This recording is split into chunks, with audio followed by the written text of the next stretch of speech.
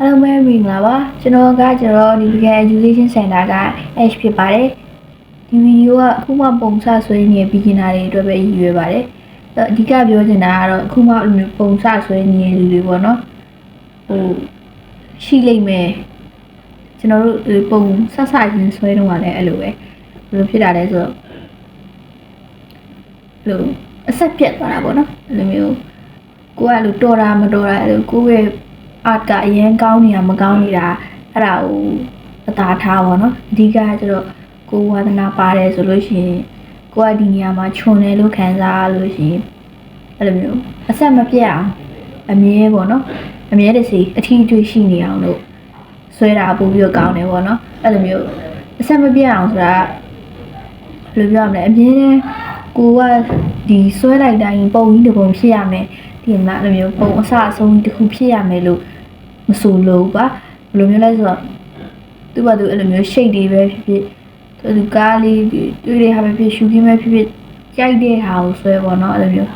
ပုံတစ်ပုံဖြစ်သွားရင်ပြီးတာသူစားရပြေးသွားရင်ပြီးတာပဲအဲ့လိုမျိုးပြောချင်တာပေါ့နော်အဲ့တော့ဒီကတော့အဲ့လိုမျိုးအဆက်မပြတ်သွားတာကတော့အကောင်းဆုံးပဲပေါ့နော်ကိုကအဲ့လိုမျိုးကိုငါမကောင်းပါဘူးငါမတော်ပါဘူးဆိုပြီးတော့အဆက်ပြတ်သွားတာမျိုးလည်းမဖြစ်စေချင်ဘူးနောက်တစ်ခုကတခြားဟာတွေပေါ့ပြင်မန်းနေဘာညာအဲ့လိုမျိုးလေးအဆက်ပြတ်သွားတာမကောင်းဘူးပေါ့နော်ပကြီးဆွဲဟာမျိုးကအဲ့လိုမျိုးလှုပ်လေပို့ပြီးတော့တွတ်တယ် creative ပို့ဖြစ်တယ်ပေါ့နော်အဲ့လိုမျိုးမလှုပ်လေဘယ်လိုပြောမလဲဓာတ်ကိုမသုံးဘဲနဲ့ပြစ်ထားတယ်လို့မျိုးပဲကွာအဲ့လိုလူတန်ကြီးကြိုက်သွားတာကွာအဲ့လိုတကယ်ရေးအကြောင်းရကြလို့ရှိရင်သုံးလို့မရဘူးပေါ့နော်အဲ့လိုလက်ရထင်တဲ့လောက်ကိုမသွားတော့ဘူးပေါ့နော်ကိုအရှင်ကသွားခဲ့တာတော့မသွားတော့ဘူးအဲ့မျိုးလေးရှိတတ်တယ်ပေါ့နော်နောက်ထပ်တစ်ခုကဘာလဲဆိုလို့ရှိရင်လို့ဘယ်လိုမျိုးဒီ supply ပေါ်မှာအရင်မမီဒီနေပေါ့နော်အဲ့ supply ရှိရတယ်ကျွန်တော်တို့ကအဲ့လိုမျိုးဒီ care ပဲဆွဲတာပဲဖြစ်ဖြစ်ကွာအဲ့လို digital ပဲဆွဲတာပဲဖြစ်ဖြစ်ကွာ digital ဆွဲရဆိုလို့ရှိရင်လည်းဥပမာထားပါတော့ laptop နဲ့အဲ့လိုမျိုးdrawing tablet နဲ့တွဲဆွဲတာမျိုးတွေရှိ drawing pad ပေါ့နော် drawing tablet အဲ့ဒါမျိုးတွေနဲ့တွဲဆွဲတာရှိတယ်နောက်တစ်ခုကအဲ့လို tablet နဲ့ပဲအဲ့လို pen နဲ့ပေါ့နော် style pen တို့ဘာလို့အဲ့လိုမျိုးဟာလေးနဲ့တွဲဆွဲတာမျိုးတွေရှိတယ်နောက်တစ်ခုကအဲ့လိုမျိုး phone မှာပဲ digital ဆွဲနေတဲ့သူတွေလည်းရှိရပေါ့နော်ဆိုတော့အဓိကတော့အဲ့လိုမျိုးကိုက digital ပဲဆွဲအဲ့လို traditional ပဲဆွဲ traditional ဆိုလို့ရှိရင်ကျွန်တော်တို့ sketch တွေဆွဲမယ်အဲ့လိုရေစေးစီစေးတွေဆွဲမယ်ဆိုလို့ရှိရင်ဒါကတော့စီစေးကတော့ကျွန်တော်ဆိုမတက်နိုင်ဗျာကျွန်တော်ဆိုစီစေးမတက်နိုင်ရေစေးကကျွန်တော်လိုလဲဆိုကျွန်တော်ကစိတ်မရှိဘူးဆိုတော့အဲ့လိုအချောင်းလေးဆက်ရတာတွေဖားတွေအဲ့ကျွန်တော်တော့စိတ်မရှိဘူးအဲ့ကျွန်တော်ရေစေးမဆွဲတတ်ဘူးပါစီစေးလည်းမဆွဲတတ်ဘူးဒါပေမဲ့ဘယ်လိုပြောမလဲပုံဆွဲတော့ကျွန်တော်ဆွဲတတ်တယ်ပေါ့နော်အဲ့လိုမျိုးကိုယ်စတိုင်နဲ့ကိုတော့ဆွဲတတ်တာပေါ့နော်အဲ့လိုမျိုးရှိရပါဒီနေရာမှာပြောချင်တာကအဲ့လိုမျိုး supply ပေါ်မှာအရင်မီဒီနေဆိုတာကြတော့လေ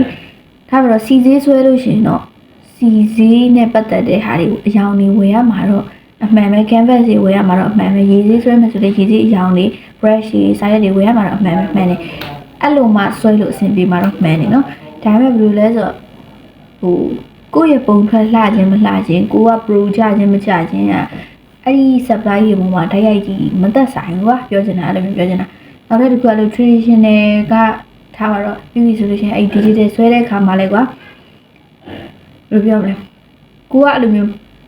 ငါဒီမှာ tablet ကြီးရှိမှငါအဲ့လိုမျိုးဒီမှာ setup ကြီးရှိမှပေါ့နော်ငါလက်ရလှမယ်ငါပုံထွက်ကလှမယ်တချို့ကကျတော့အဲ့လိုမျိုးထင်ရတယ်ပေါ့နော်တကယ်တမ်းကျတော့မဆိုင်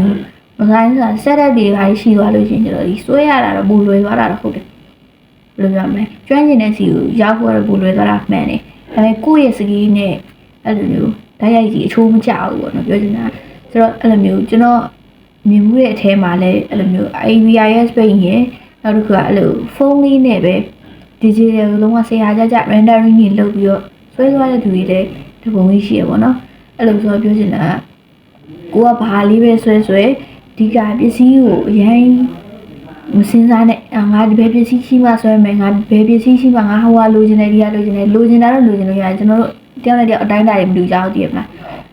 ဝင်နိုင်ချမ်းနိုင်တာလည်းမတူကြဘူးကွာဆိုတော့လိုချင်တာတော့လိုချင်လို့ရအဲ့ပြဿနာမရှိဒါပေမဲ့အဲ့လိုမျိုးဟိုကရမှဒီကရမှငါဆွဲမယ်ဆိုလို့ရှိရင်ကျတော့ဆွဲပြမှာလည်းမဟုတ်ဘူးပြီးတော့နောက်တစ်ခါအဲ့ပစ္စည်းရလို့ချင်တယ်ကိုစကီက ပါမလားဆိုလို့ရှိရင်လည်းအဲ့ဒါဘာမှအသုံးဝင်ပေါ့နော်အဲ့လိုမျိုးပြောချင်တာဒါမှမဟုတ်လို့ရှိရင်ကိုစကီကအရန်ကောင်းနေရဆိုလို့ရှိရင်လည်းဘာမှမဟုတ်တာလေးနဲ့လည်းကိုယ့်ကိုဖြစ်အောင်ဆွဲလို့ရတယ်ပေါ့နော်အဲ့ဒီကျွန်တော်ကလေကိုပြောရမယ်ကျွန်တော်ဆွဲလာတာတော့ကြာပြီပေါ့နော်ကျွန်တော်ဟိုလောက်ထက်ဆွဲ9နှစ်လောက်ထက်ဆွဲအခု16နှစ်ဆိုတော့9နှစ်လောက်တော့ရှိပြီပေါ့နော်ဟိုအရင်ကကျွမ်းတဲ့ထဲမှာတော့ပြောရမယ်သူများနဲ့ရှင်လို့ရှင်တော့ဟိုလုံးဝကြီးကျွတ်ထနေဆရာကြားတဲ့အထဲမှာတော့မပါဘူးပေါ့နော်အဲကျွန်တော်ဆွဲတော့ဆွဲတယ်အဲ့လိုဆိုတော့ဟိုအကြံပေးချင်တာပေါ့အခုမှစပြီးတော့ဆွဲမဲ့သူတွေကိုအကြံပေးချင်တာကဘယ်လိုလဲဆိုတော့လေအဲ့ဒီ traditional စကိုင်းပြီးဆွဲနေကြလို့ရှင်ကျွန်တော်တို့ဒီစာရွက်ကလေးနဲ့ခဲတံလေးနဲ့ဆွဲကြတယ်မလားအဲ့လိုစာရွက်လေးနဲ့ခဲတံလေးနဲ့ဆွဲကြတဲ့နေရာမှာကွာအဲ့လို A4 အချောပုံစံမျိုးတွေကျွန်တော်အဲ့မျိုးတိတ်အားမပေးဘူးဆိုတာ personal အရာမကြိုက်တာကိုယ့်ကမကြိုက်တာပြောလို့ရှင်တော့မကြိုက်ဘူးဆိုတာဟိုသုံးလို့ရတဲ့အဆင်ပြေကွာဒါပေမဲ့အဲ့လိုမျိုးလေ့ကျင့်တဲ့သူတွေရောက်အတွက်ကျတော့ကျွန်တော်ကမလိုဘူးလို့ကျွန်တော်ယူဆတာပေါ့နော်ဆိုတော့ကျွန်တော်ဘာလို့အားပေးခြင်းလဲဆိုရင်အကြံပေးခြင်းလဲဆိုလို့ရှင်ဒီအခုကျွန်တော်လက်ထဲမှာကင်ထားတဲ့စာအုပ်မျိုးပေါ့နော်ဒါကလေအဲ့လိုဒီလိုမျိုးအကျဉ်းစာအုပ်ပါသူကမြင်တော့မြင်ရမယ်ထင်တယ်သူကအဲ့လိုအယောင်ညူညူလေးပဲအယောင်ညူလေးအကျဉ်းစာအုပ်အဲ့အကျဉ်းစာအုပ်တွေကဈေးလည်းအရင်တက်လာတယ်အခုခေတ်ကကွာအဲ့လိုအရာဈေးကြီးနေစာအုပ်တွေလည်းအသေးကြီးကြီးအဲ့လိုမျိုးဆိုအဲ့လိုဒီကလေးတွေအရင်ဈေးတက်လာတယ်ကွာပြီးအဲ့လိုတစ်ခုဆိုတောက်အထူကြီးတွေဗျာဒီအတူဒါဆိုကျွန်တော်တို့ဝယ်ထားတာအရှိပေါ့နော်အဲ့နောက်အတူရှိရတာအဲ့လိုမျိုးအတူဖြစ်အခြေပြီးကိုစိတ်ကြိုက်သုံးပေါ့နော်ဒါကတော့ဒါပေမဲ့အဲ့လိုကျွန်တော်အကျပေးချင်တာတော့အဲ့လို budget ချွေတာရလည်းရောက်တယ်ဆိုအဆင်ပြေတယ်ပေါ့နော်ဒါကျွန်တော်လည်းသုံးနေတဲ့ဟာလေးကိုပြန်မျှဝေပေးရပါနောက်ထပ်တစ်ခုကကျတော့လေလိုမျိုးကိုကဆွဲတယ်ကိုကထားပါတော့တရက်ဆဆွဲတာအဖြစ်ဖြစ်ပဲတစ်ပတ်ဆဆွဲဖြစ်တစ်လလည်းဖြစ်တစ်နှစ်လည်းဖြစ်ဖြစ်ပဲ10နှစ်လည်းဖြစ်ဖြစ်ပဲနော်ပြောချင်တာအချိန်လည်းမတူဘူး10နှစ်လို့ပြောလို့လည်းအဲ့လူက10နှစ်ကြီးမှစတိုက်ဆွဲတာမျိုးမဟုတ်ဘူးဗျာသိရမလားကျွန်တော်ပြောချင်တာဟိုသူတို့ကြားထဲမှာနားတာရှိတယ်ကျွန်တော်ဆိုရှင်9နှစ်လို့သာပြောတယ်9နှစ်ကျွန်တော်စတိုက်ဆွဲလာတာမဟုတ်ကျွန်တော်9နှစ်လောက်ပဲရှိမှာပေါ့လူကြားထဲမှာနာအဲ့လိုမျိုးတွေအများကြီးရှိနေပြီပေါ့နော်ဆိုတော့ပြောချင်တာအဓိကတော့ကိုမနှိုင်းရှင်နဲ့ဆိုတာလေအဲ့လိုစတိုက်လေးချင်းနေတဲ့သူတွေနဲ့အဲ့လိုမျိုးရက်လိုက်ဆွဲလိုက်နေလဲစကီးချင်းကတူမှာမဟုတ်ဘူးနောက်တစ်ခုကအကြာကြီးဆွဲလာတဲ့အတွေ့အကြုံရှိတဲ့သူတွေနဲ့လည်းဆွဲသူတွေအတွေ့အကြုံရင်းတူမှာမဟုတ်ဘူးအမြင်ချင်းနဲ့တူမှာမဟုတ်ဘူးအဲ့လိုဆိုတော့ဒီကလက်ရည်တူမှာမဟုတ်ဘူးပေါ့နော်ဆိုတော့အဲ့ဒါကြီးကိုငါသူ့လောက်မတော်ရကောင်းလားလို့မစင်စားနဲ့ပေါ့နော်အဲ့ဒါပဲကျွန်တော်ပြောချင်တာပါအဲ့လိုမျိုးပကြီးဆွဲတဲ့နေရာမှာဘယ်ရာပဲလို့ပကြီးဆွဲရမှာဘယ်ရာပဲလို့အဲ့လိုမျိုးတွေနှိုင်းရှင်လိုက်ပြီဆိုလို့ရှိရင်အခုကိုတက်တာနဲ့အတူတူပဲကျွန်တော်တော့ဘယ်သူမှအဲ့လိုမျိုးဖြစ်စေချင်ဘူးဆိုတော့ကိုယ်ပုံစံအတိုင်းပဲကိုအဲ့လိုမျိုး be yourself ပေါ့နော်ကိုယ့်ကိုပဲငါလုပ်နေတယ်ငါအကောင်းဆုံးလုပ်ပြီးဘယ်လိုပဲဖြစ်ဖြစ်ငါလုပ်နေတယ်ဆိုတာကိုကလုံလောက်နေပြီကျွန်တော်ပြောချင်တာသိရမလားမလုပ်တာထက်ဆိုင်လုပ်တာလုံလောက်နေပြီအဲ့တော့ result ကသူ့ဘာသူပုံမှန်လုပ်သွားရင်တက်လာလိမ့်မယ်အဲ့ဒါကြောင့် result ကိုအရင်ကြီးတွေ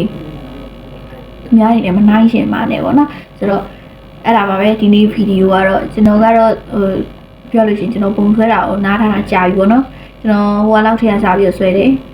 9နှစ်ကျွန်တော်9နှစ်ထည့်ရစားပြီး traditional စပြီးတေချာပေါက်အဲ့လိုမျိုးစက်တိုက်ကြီးဆွဲဖြစ်တယ်နောက်တော့ခါကျတော့အဲ့လိုမျိုးအပြောင်းလဲတင်နေမှညာတက်အဲ့လိုတွေနဲ့ကြားထဲမှာဟိုဖြစ်သွားပြီးတော့ခါကျတော့ဒီ2022ပေါ့နော်2022 2023လောက်မှာပြန်ပြီးတော့အဲ့လိုမျိုး digital စပြီးတော့ဆွဲဖြစ်တယ်ပေါ့နော်တေချာ digital ပြန်ပြီးဆွဲဖြစ်တယ်အဲ့ဒါပြီးတော့အဲ့လိုမျိုး2024နှစ်ဝက်ကျော်လောက်ကျတော့အဲ့လိုနားတယ်လို့ဖြစ်သွားတာပေါ့တိတ်ပြီးတော့ထိတွေ့မရှိတော့ဘူးပြန်မကင်ဖြစ်တော့ဘူးပေါ့နော်အဲ့ပြီးတော့အခုကျတော့ကျွန်တော်ပြန်ပြီးတော့ဆွဲမယ်ဆိုပြီးတော့ပြောလို့ရှိရင်တော့ဒီဘက်လောကကိုကျွန်တော်တဖန်ပြန်ရောက်လာတဲ့သဘောဗျာအဲ့လိုဆိုတော့ကျွန်တော်အနေနဲ့လေဒီရှိခဲ့တဲ့အတွေ့အကြုံလေးတွေကျွန်တော်တင်ယူခဲ့ရတဲ့ဟာလေးတွေကိုဒီကနေပြီး sharing လုပ်သွားပေးဖို့ရှိရပေါ့နော်နောက်တစ်ခုကဒီကျွန်တော်လည်းဒါထဲမှာအလုပ်လုပ်နေတယ်တစ်ဖက်မှာအဲ့လိုမျိုးအင်ဂျင်လာလို့ရှိရင်ဒီပုံဆွဲတာပုံမှန်လုပ်ဖြစ်ဖို့အတွက်ပေါ့နော်အဲ့လိုမျိုး information တွေပါလေဖွင့်ဖို့အတွက်ကျွန်တော်စီစဉ်နေရလေးရှိရပေါ့နော်ဆိုတော့အဲ့ဒါလေးတွေကိုလည်းကျွန်တော်အနေနဲ့ဒီဗီဒီယိုလေးတွေလုပ်ပြီးတော့ညှဝေပေးသွားဖို့ရှိပါတယ်နောက်တစ်ခုကတော့ခုနပြောလို့ဒီ beginner tip တွေပေါ့နော်အဲ့လိုမျိုးလေးတွေကျွန်တော်အနေနဲ့ဒီလောက်တက်လောက် sharing လုပ်ပေးသွားဖို့ရှိပါတယ်ဆိုတော့စိတ်ဝင်စားရဆိုလို့ရှိရင်တော့ဒီကျွန်တော်တို့ subscribe လုပ်သွားလို့လည်းရ follow လုပ်ထားလို့လည်းရတယ်ပေါ့နော်ဆိုတော့ဒီဗီဒီယိုဆုံးဖြတ်ကြည့်ပြီးတော့အားလုံးကျေးဇူးတင်ပါတယ်ဗျ